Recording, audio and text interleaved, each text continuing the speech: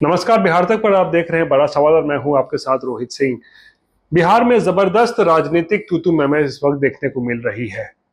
चुनाव खत्म हो गए हैं, इसके बावजूद भी पक्ष और विपक्ष में जबरदस्त तकरार देखने को मिल रहा है और वो भी किस कीमत पर? हजारों हजार बच्चों के भविष्य के कीमत पर जो है तूतू मैमे इस वक्त चल रहा है। जी हां, हम बात कर रहे हैं नीट परीक्षा में कथित रूप से हुए धांधली और पेपर लीक की। दरअसल पेपर लीक का मामला जब से सामने आया है उसके बाद से ही पक्ष और विपक्ष में जबरदस्त जो है वो इस वक्त तकरार देखने को मिल रहा है। और एक तरीके से कहें तो बीजेपी बनाम आरजेडी जो है ये पूरा मामला बन चुका है। दरअसल शुरुआत इसकी विजय कुमार सिन्हा ने की, जो डिप्टी सीएम है बिहार के, और उन्होंने जो ये पूरा जांच चल रहा है उस पूरे जांच में आरजेडी कनेक्शन ढूंढ लिया,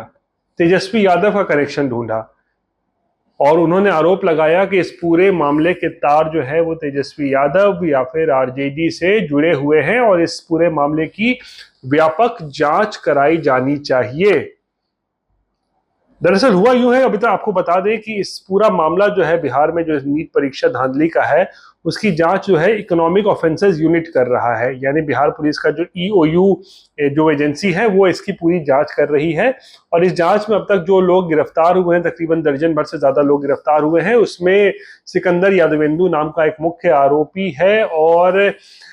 ताजा जो जानकारी ये भी है कि सिकंदर यादवेंदु ने अपने जो जांच उसकी चल रही है उसमें एक संजीव मुखिया के नाम का जिक्र किया है, जो कि नालंदा का रहने वाला है और शायद उसकी भी बहुत बड़ी भूमिका है, ना केवल नीट की परीक्षा में जो पेपर लीक से वो जुड़ा हुआ है ऐसा बताया जा रहा है, बल्कि देश में और भी कई जो पेपर लीक हुए हैं उसके भी तार संजीव मुखिया से जुड़े हुए हो सकते हैं। और इसीलिए जो अब ताज़ा जो जानकारी मिली है ईओयू को कि खासकर जो सिकंदर यादवेंदु से पूछताछ चल रही है उसमें सिकंदर यादवेंदु ने संजीव मुखिया के नाम का जिक्र किया है और अब ईओयू की टीम संजीव मुखिया को भी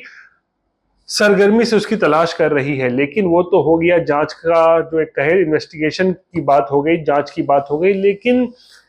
जांच के एक कहे तो साइड बाय साइड, यानी जो एक तरफ जांच चल रही है और दूसरी तरफ जो राजनीति हो रही है वो बेहद जो है वो कहे वो परेशान करने वाली है। बिहार में हम बात कर रहे हैं, देश भर की बात छोड़ दीजिए, बिहार में हमसे बोल रहे हैं, देश भर में तो तकरीबन 24 लाख बच्चे हैं जो नीट की परीक्षा में बैठे थे और जिनका भविष्य अधर में लटका हुआ है। लेकिन बिहार में भी हजारों हजारों की संख्या में जो नीट के छात्र थे, छात्राएं थे, उनका भविष्य भी जो है इस वक्त एक तरीके से कहे तो अधर में लटक रहा है। लेकिन इसकी फिक्र शायद ही बिहार के किसी भी राजनीतिक दल या किसी राजनेता को हो। इसीलिए हम पिछले लगातार 3 दिनों से देख रहे हैं कि किस तरीके से केवल राजनीति हो रही है। और विजय कुमार सिन्हा ने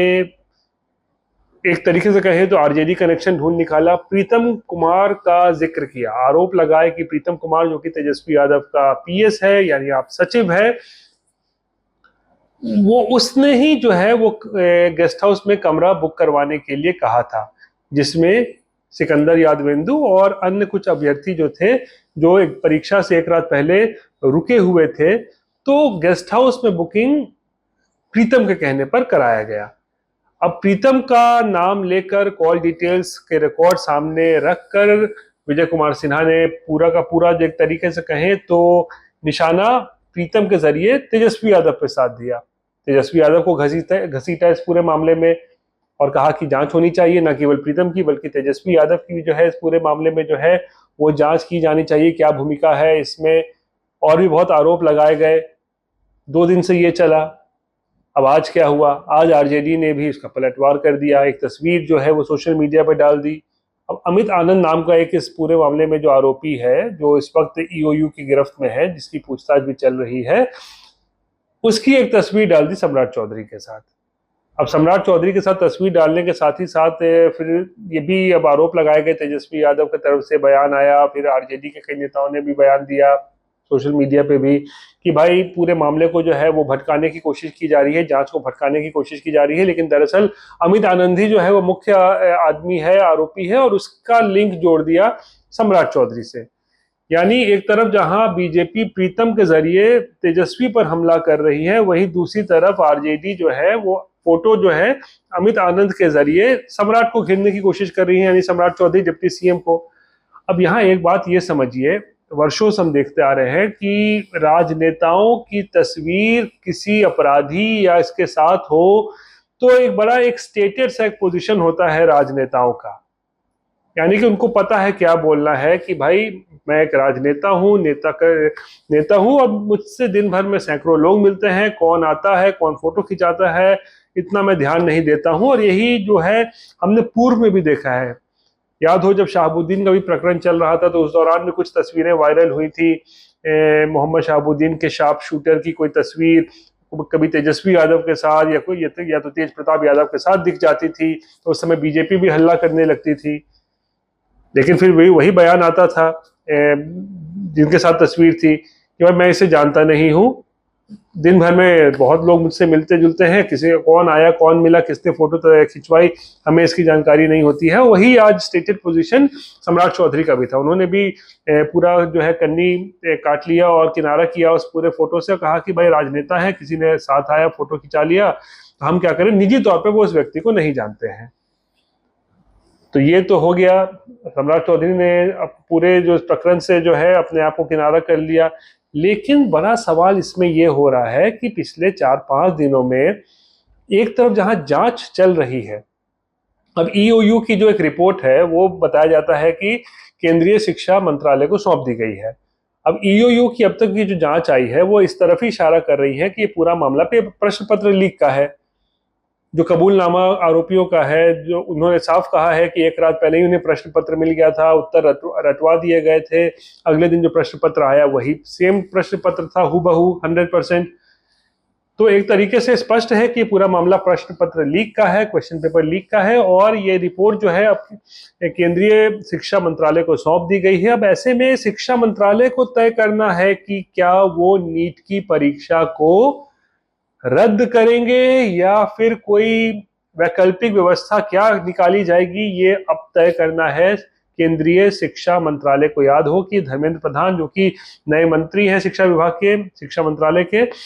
उन्होंने तो पहले ही दिन मना कर दिया था कि क्वेश्चन पेपर यानी लीक नहीं हुआ है, प्रश्न पत्र लीक का मामला नहीं है। लेकिन वो तो भला हो ईओयू का, बिहार पुलिस की टीम का, जिसने ये साबित लगभग कर दिया कि ये पूरा मामला जो है वो क्वेश्चन पेपर लीक का है। अब पूरा का पूरा जो एक तरीके से कहे तो वो अब गेंद जो है वो केंद्र सरकार के पाले में है, शिक्षा मंत्रालय के पाले में है कि वो ईओयू की रिपोर्ट पर क्या फैसला करती है, क्या परीक्षा को कैंसिल किया जाएगा, फिर से परीक्षा ली जाएगी नहीं ली जाएगी, ये सब जो है सवालों के घेरे में है। लेकिन बिहार में जिस तरीके से राजनीति चल रही है आरजेडी और बीजेपी के बीच में, उससे बड़ा सवाल खड़ा होता है कि क्या इन नेताओं को बिहार के बच्चों की रत्ती भर भी फिक्र है, उनके भविष्य के साथ क्या होगा। केवल कह सकते हैं अपनी राजनीतिक रोटी सेकी जा रही है, एक दूसरे पर बयानबाजी की जा रही है, और बच्चों के भविष्य की चिंता ना करना ये दरअसल एक बहुत बड़ा सवाल है। आखिर क्यों बच्चों की चिंता नहीं हो रही है, छात्र छात्राओं के भविष्य की चिंता नहीं हो रही है, और क्यों केवल इस पूरे नीट प्रकरण पर केवल और केवल बिहार में राजनीति देखने को मिल रही है। बहरहाल ये थी बिहार से जुड़ी हुई आज की सबसे बड़ी खबर। बाकी की तमाम खबरों के लिए आप देखते रहिए बिहार तक, और मुझे आज के लिए दीजिए इजाजत। नमस्कार।